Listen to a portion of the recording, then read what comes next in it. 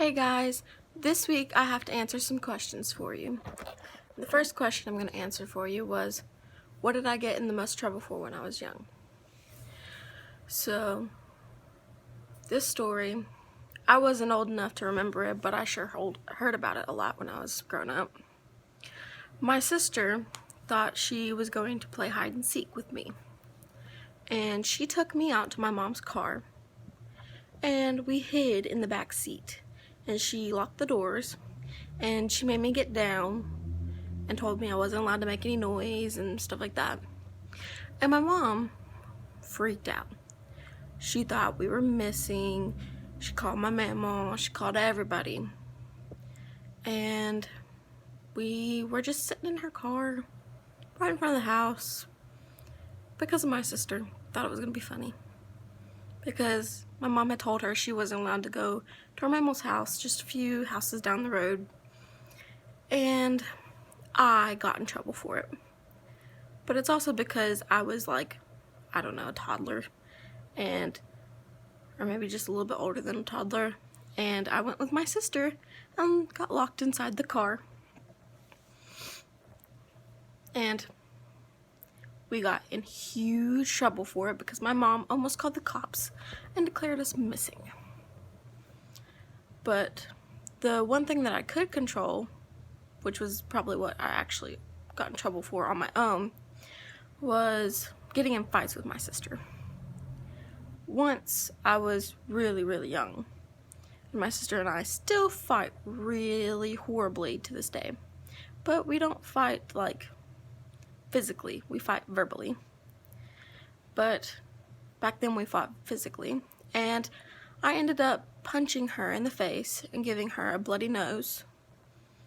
And I didn't get in that much trouble with my mom, but I got in trouble with my family.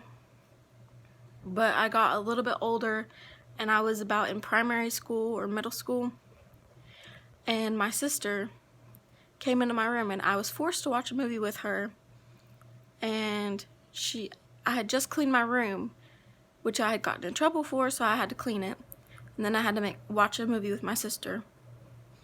And my sister threatened to mess up my entire room, and she was harassing me about it, and it was just horrible. So I picked up a hanger and I smacked her across the face with it. And my sister is very much of a dramatic queen, and she's just very much extra.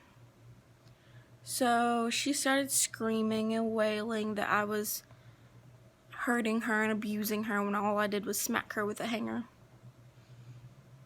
And I got in a lot of trouble for that. So those are probably what I most got in trouble for when I was younger, because I wasn't that much of a troublemaker. Okay, the second question is, what's more important, intelligence or common sense? I would say common sense is more important, because growing up I was in a lot of advanced classes, which meant that I was with a lot of smarter people, but that didn't mean that they were always so good at common sense. They would always go around and ask the most stupid questions you could ever imagine. And to this day, you still hear people ask some pretty stupid questions. I think there was a movie or a TV show about like a genius who had zero common sense, and you technically can't live without both of them.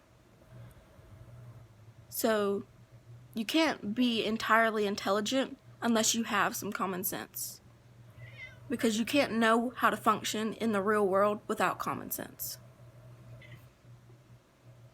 And question number 3.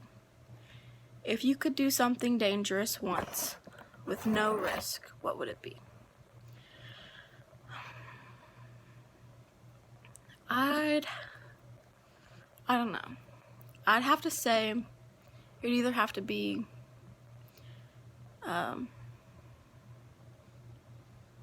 jumping from a plane, or like parasailing, paragliding. And that'd have to probably be because I'm terrified of heights. But my mother wants to go so bad she can't stand it and she wants me to go with her. But I cannot force myself to go. It might be cool to go like scuba diving, free diving with sharks. But I'm petrified of sharks, so I just threw that one off the list. It's just, I couldn't handle it. And the next question I'm gonna answer is where to live. Quit meowing. Come up here. Where would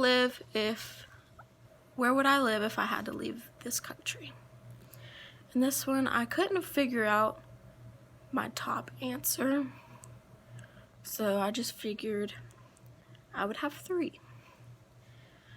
My 3 answers would be Canada, Great Britain, or Australia. And that would be because Canada is a lot like the United States in their equality and a lot of other things that we have politically. The only difference is some of their like political, like they're not governed the same way, but they're more free than we are. And I know I'm going to get a lot of backlash about that, but I mean, I like this country. It's just, if I had to leave, I would go probably to Canada. And Great Britain, I've always wanted to go visit, but once again, if I had to leave this country, I wouldn't be so opposed to living over there because they have like free healthcare and stuff. But it's just so bleak and dreary sometimes over there with all the rain. So my third option was Australia because everyone always posts about how sunny and happy it is in Australia. So that would have to be my 3 options. The next question is, if I was to tame a wild animal and to keep it as a pet, what would it be? And my answer would probably have to be a fox. And that would be because there's a lot of foxes around here. And I've seen videos of people playing with foxes and taming them and having them as pets. And they're a lot like cats. And I have a cat. She's very moody and she's sitting right beside me. But I feel like I could handle a fox better than like a wolf or a mountain lion cub. But I feel like they'd be playful and fun. And a lot like my cat. And my last question is it more charitable to spend your money or your time? And I think it's more charitable to spend your time. Because not a lot of people have a lot of money to give. And when you get money, I mean, obviously you can just give your money away, but it's hard. For some people, at least. Other people can just throw their money anywhere because they make it so fast.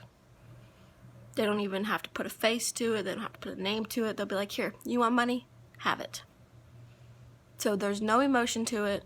There's no rhyme, reason, morals. They just give money. They don't care. It could be to anybody. Or they wouldn't give money at all. I have given money and time.